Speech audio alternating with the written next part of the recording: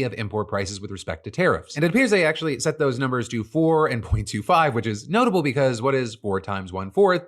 1, which would make this formula literally just trade deficit versus total imports with more steps, as many have pointed out. And so it appears that the reason the community note was off is because it was using different trade deficit data. But if you use the census.gov 2024's numbers, it's spot on. And so in the China example, you have 295.4 billion deficit and import 438.95 billion, giving us 67%. And then you divide that by 2 and it's 33.5%, which is then rounded up. And it appears that the only time this doesn't hold true is if we have a trade surplus or a country doesn't tax American goods as much, in which case their goods still get hit with a 10% tariff anyways. And regardless, it doesn't actually take into account what other countries are charging us as claim. Like in the case of China, the WTO claims that the average tariff rate is 7.5%, which, is one of the reasons we saw so many critiques of this. With us even seeing this play out with one of the guys who managed to reverse engineer the formula, getting into a tiff with the deputy White House press secretary. And after revealing the formula, Deputy Secretary Kush Desai responded, "No, we literally calculated tariff and non-tariff barriers." With him then getting a helpful community note pointing out that the official formula is essentially equivalent to the original post and includes no terms for the tariff rate charged by the exporting country, which, as we've seen and looked over here, is true. There are no references to tariff rates, currency manipulation, and trade barriers in the official formula. And so with that, you also had others going on to say, one of the most depressing things about Trump's tariffs is that he constantly lies about them and so many of his followers believe him. No, these tariffs are not half of what they charge us because Trump used a formula disconnected from tariffs and then flat out lied about it. As well as, holy fuck, this is bad. Even Grok is like, the White House's tariff formula is faulty. When saying all that, not everyone is upset with the formula, with, for example, supporters writing, Trump's tariff formula is further evidence he is laser focused on reversing these imbalances. Although I will say, finding people outside of the administration or the just like true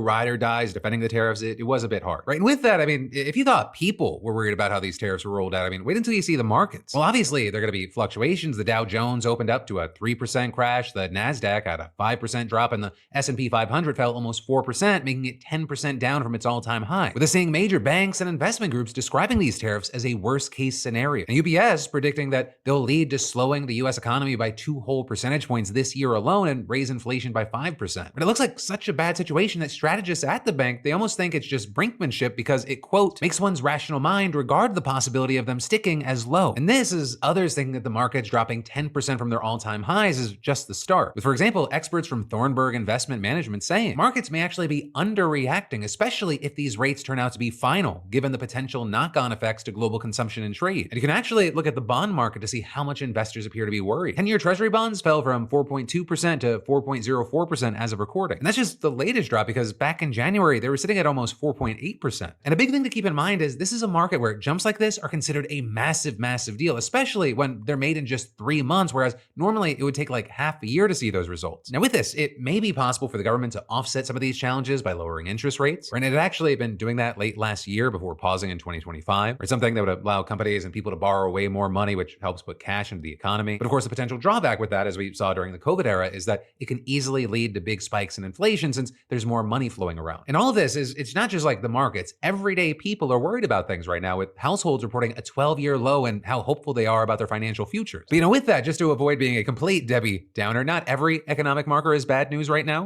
Joblessness is down and remaining solid, and that trend could continue if Trump's plan to bring manufacturing jobs back to the US actually pans out. But also, I would say we are in a world of widespread uncertainty right now, especially because the tariffs, like we just saw, they are not a one-way street, right? While many were waiting for Trump's so-called Liberation Day, you had people worrying about the retaliation days, right? Everyone's waiting to see exactly how other countries are going to respond. And there, we saw the Chinese Commerce Ministry calling the tariffs unilateral bullying and promising to retaliate. But the Commerce Ministry spokesperson even accusing the US of violating international trade rules and saying the reciprocal tariffs, quote, seriously undermine the legitimate rights and interests of relevant parties. You then had the French Prime Minister calling the tariffs a catastrophe for the economic world and brutal and unfounded, while a government spokesperson said that, quote, we are also going to attack services. Right? And that makes up a majority of the US economy and means services from Google, Apple, Microsoft, all the big tech giants, they could be hit. And in fact, the French Prime Minister just called for all European companies to suspend their planned investments in the US, which we'll have to see what happens, but that could have an impact of billions and billions of dollars. Hell, just one French electrical equipment supplier promised $700 million to support support US energy infrastructure to power the growth of AI just last month. And this is the EU itself was also vague about an exact response right now, only threatening that if you take on one of us, you take on all of us. With the European Commission president promising what Bloomberg called firm and proportionate countermeasures, though we don't know yet what that's going to look like. Though all of this is other leaders weren't as confrontational, where the British Prime Minister seemed to say that negotiations for a different rate were ongoing. Though this is the government also released a 400+ page list of US goods that could be hit by retaliatory tariffs should they decide to strike back. Meanwhile, Japan called the rates regrettable, while India said it was carefully examining the implications of the various measures. Though notably, all of them dodged actually saying that they would retaliate. And so it's because of all of this uncertainty that we've seen figures like Mark Cuban, for example, suggesting it's not a bad idea to go to the local Walmart or big box retailer and buy lots of consumables now. From toothpaste to soap, anything you can find storage space for, buy before they have to replenish inventory. Saying even if it's made in the USA, they will jack up the price and blame it on tariffs. And all of this has even led to some congressional figures in Trump's own party worried that he's gone too far. With us seeing, for example, Senator Chuck Grassley announcing that he was sponsoring a bill that would claw back a lot of the tariff authority that Congress has given the president. With him saying in a statement, Congress has a constitutional role through the Commerce Clause on trade matters, and we should reassume that role. And this is the Democratic co-sponsor of the bill, Senator Maria Cantwell, added, arbitrary tariffs, particularly on our allies, damage U.S. export opportunities and raise prices for American consumers and businesses. As representatives of the American people, Congress has a duty to stop actions that will cause them harm. But notably, without widespread Republican support, a bill like this is going to be dead on arrival. So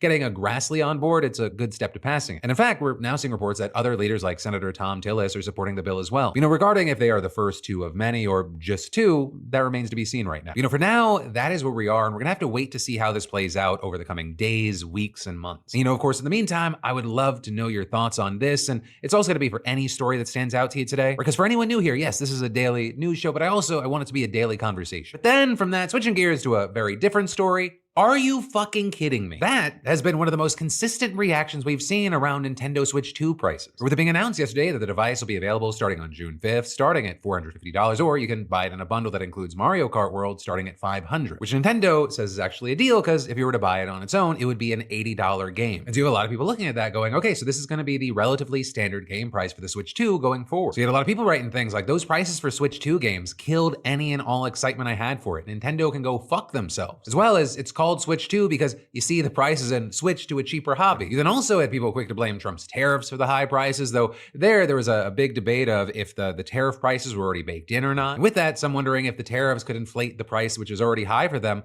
to an even higher one down the road. Meanwhile, you had others pointing just to corporate greed, with some saying it could also lead to the console flopping, and then others concerned this could have an industry-wide consequence. With, for example, the likes of huge commentator Moist Critical saying, it's Nintendo. They can strong arm their way and get away with it. And what this means is $80 games, and I guess in some cases $90 physical copies, that's going to become the industry standard. All of the other big players in the industry are going to follow suit. Nintendo has just busted the lid off of $80 as a normal amount to charge. People are finally starting to see, like, oh no, this company, like, they don't like us. Like, they do not really like the consumer. Right, and that it actually brings us to the next piece of backlash, because some reports have said that some Switch 2 games, they're going to have only a download key, not a physical game cartridge. With the customer support page explaining, game key cards are different from regular game cards because they don't contain the full game data. Instead, the game key card is your key to downloading the full game to your system via the internet. After it's downloaded, you can play the game by inserting the game key card into your system and starting it up like a standard physical game card. With also Nintendo's Spanish site showing that the games cost more if you want a physical version, with it there being a €10 difference. And this is, you have some people either having mixed or fully negative thoughts on not owning the physical cartridge, right? With Polygon noting, we don't know how often Nintendo and its publishing partners will use this game key card solution, and maybe in some cases it's the right answer. But then also adding that it begs questions like, what happens when companies, and maybe specifically here Nintendo, take their own game servers offline? Can I download what I bought? How do I play older games I care about? And again, we saw many, including Moist Critical, unhappy about this aspect. You're not actually owning anything if you're buying a physical copy of a game. You're still just getting